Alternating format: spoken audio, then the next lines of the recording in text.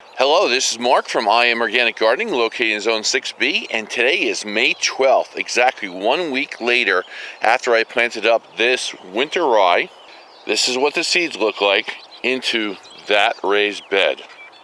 What I'm trying to achieve here is breaking the second rule in wood chips, never to bury or mix them into your soil. That's why I constructed this test bed.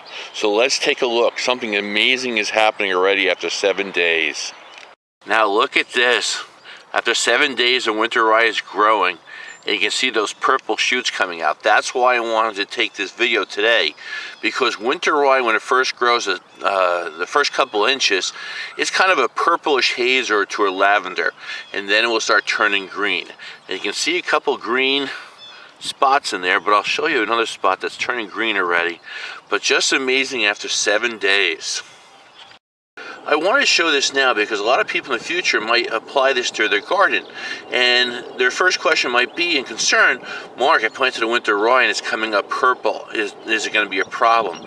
No, it's not. This is just a natural reaction of winter rye when it first comes out of the ground, but you can see how much is turning green already in different spots. I also want to show you this. This is where I dug the soil out, or actually the hard clay to mix in with those wood chips. And you can see where the slight indentation in the ground, how much water has accumulated in that spot. Now, it rained about 4 or 5 hours ago, and that water's still sitting there. It's just amazing, and that's the reason why you love to do raised bed gardening, is because something like this is not beneficial to your plants or your soil when it's ponding like that. I want to thank you for watching today's video, and I want to wish my mom a happy Mother's Day and all the other moms out there, and enjoy your day.